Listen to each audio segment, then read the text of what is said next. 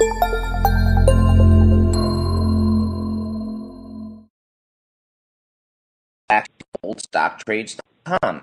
Today we have with us Greg Johnson. Greg is CEO of Prophecy Platinum. Prophecy can be traded as NKL on the TSX Venture, and it also can be traded as PNIKF on the OTC. Thanks, Greg, for being here with us today. Good to be back. Greg, for some time I've been talking about the outperformance of the platinum group metals.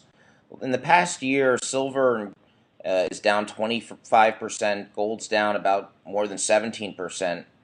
Yet platinum is only down 10%, and palladium is the only metal that's in positive territory. So could you talk to us a little bit about the platinum group metals and their outperformance, and why even palladium is getting a specific advantage in this market?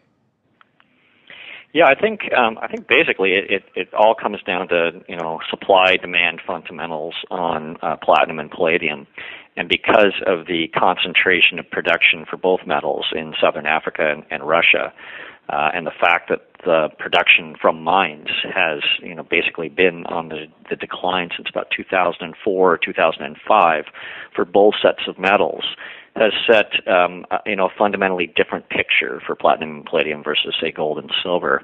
That production decrease is basically been coming out of year-on-year drops, particularly out of South Africa, as many of those mines have become very high-cost producers, labor strikes, roving brownouts or blackouts on their electric grid, which is being basically overwhelmed and has seen lack of investment. And so that fundamental increasing demand, which has largely been driven by catalytic converters in both the gasoline and diesel engine markets globally, but particularly in the developing countries, the BRIC countries, has been a key factor, which I think has underpinned the overperformance or outperformance of platinum and palladium versus gold and silver. Greg, let's focus a little bit on palladium. Can you talk to us a little bit? We spoke before in previous interviews about the platinum supply. Can you talk to us a little bit about the palladium supply and the increasing demand? Yeah, so that the same trends that we were talking about just in general with platinum are true, but to a larger degree in terms of the supply-demand imbalance that's developed. The palladium market has been growing more rapidly, effectively since early 1980. It's been a year-on-year increase. There was a bit of a spike in the technology years in which palladium actually was more valuable than platinum on a per ounce basis. But effectively, following that period, we saw kind of a resetting, a readjustment, and we've seen a more rapid growth annually, particularly in catalytic converters for palladium than platinum, and we've seen a more sustained and more pronounced decline in production. And I think that's set up a fundamental imbalance in the market, which has become particularly obvious last year, where effectively the total demand outstripped mine supply by about 14%, which is a huge deficit for that market to be running at. And I think it's been really the market's pricing that in. It's anticipated that this year will also be a significant supply deficit, and that just can't be made up very easily just through recycling. It really is going to affect the underlying pricing of the metal. And in previous periods of this kind of shortage, we've seen the automobile manufacturers themselves actually starting to stockpile metal because they needed certainty of supply in order to make sure that they could deliver the products that go into these catalytic converters. Let's focus a little bit on Prophecy Platinum's Wellgreen Deposit. Can you talk to us about your potential production of both platinum and also palladium? Yeah, as one of the largest undeveloped open pittable platinum palladium resources really in the world, the project would be a significant producer of both metals. We've got about a 1-to-1 ratio of platinum to palladium, and in fact, we produce just a bit more palladium in our mine plan, on an ounce basis than we do, platinum. We typically would show, because these two metals, as of recently have kind of been, platinum priced at about 3 times the value of palladium. But with these changes recently, the outperformance of palladium, that number is starting to decrease. And typically we might show the value of the palladium, for instance, relative to platinum, and it makes it look less significant.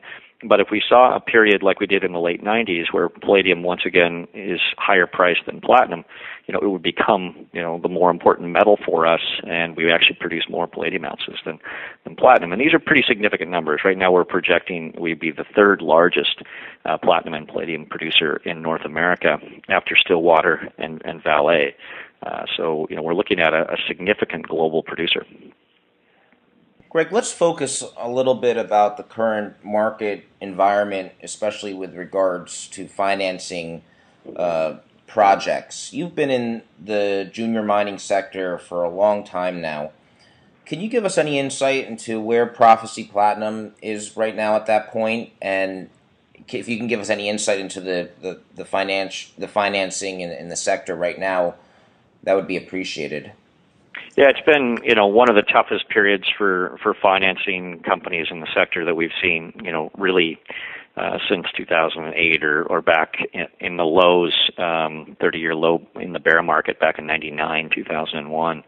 It's been a very difficult, area, particularly for projects in the gold sector. There's a lot of competition. There's a lot of people out looking for the same capital dollars, and the market is turned towards an extreme bearishness and extreme negative sentiment period right now. Fortunately, because of the fundamental dynamics that we've been talking about in terms of the supply-demand imbalance for platinum and palladium, there is more investor interest in our sector, and we're seeing good interest from investors in terms of particularly ones who have invested in the company in the past to potentially put additional money to work, understanding what type of objectives that we're looking to deliver on our next engineering study and next resource update that we're targeting for Q1. But we've reached a point in the market where in my career in the industry, I really don't remember too many points, a couple of different times in those extremes in the market where you see this kind of disconnect between the prices of the metals, even with the fallen metals, and the value of the junior resource in particular. And these junior resource names are really, at this point, at one of the cheapest levels they've been at, kind of decade level basis. And I think, in terms of people's interest in the sector, it's often because of the outsized gains that they can get through, successful expansion of deposits and advancement. And these opportunities don't come often where you see investor sentiment so negative that, these things are priced at these kinds of levels. And I think, it's hard to tell exactly where we are in this. But, I think highlighting the extreme undervaluation that we're seeing right now, and for some investors who are able to consider starting to take, positions in stories they like, high-quality names, good management teams, large assets that are going to survive, I think, may turn out to be, very, very well-timed here. You talked about the potential upside with a junior mining, a well-run junior mining company. Can you talk to us about the Wellgreen Deposit and some of the exploration upside, some of the potential that is there? Yeah, we're quite excited about the exploration potential on the project. Last fall's program not only included drilling in the main Wellgreen Deposit, which is already world-class in scale at more than 7 million ounces of contained metal. But in addition to that, undertaking surveys to take a look at the areas around the deposit. In the mining industry, it's often said the best place to find a mine is right next to an existing one, and that's because the geologic characteristics which are going to allow for an economic mine to be developed. Oftentimes, if you've already found one deposit, if you can find those same characteristics nearby, it's one of your highest probability of success type exploration targets. And So taking a look at the area around the Wellgreen system at potential geologic targets there is something that could really be very effective in terms of being able to demonstrate additional size and growth potential, and potentially looking at improving economics through development of maybe even higher grade deposits that are near surface. Our work last year undertook to do geophysical surveys, geochemical surveys, where we were out and mapping the ground for different electrical and magnetic properties, taking samples of the soils, which are weathered bedrock, and so are a very good primary indicating tool for the base metals and for the platinum group metals, and developing some very exciting targets. We've recently updated our presentation showing some of these targets, but we have two targets, one which is about the same size as Wellgreen in terms of areal extent, and a second one that's about 1.5 times larger that has the same type of magnetic response as we see in our ultramafic host rocks, as well as concentrations of metals in the soils, which are a very good indicator of potential, from drilling and trenching and other exploration activities. So quite excited about these targets, and looking forward to, as part of our program this year, to put some holes into those. And it can always be exciting when you've got a project that's advancing, forward on development and advancement and adding value and de-risking, which typically, right now if we look in the marketplace, the average advanced development stage company trades at about 10 times higher valuation than an early development stage company such as ourselves. So if you can, in addition to advancing towards feasibility and increasing valuation, if you can also be adding resource and adding some of that excitement of a new discovery to a story, that can be something that really can add a multiplier effect, in terms of the interest in the company. Well, Greg, thanks for being here with us today to talk about the platinum group metals and about the Wellgreen deposit. Thanks a lot. We'll look forward to updating you again in the near future.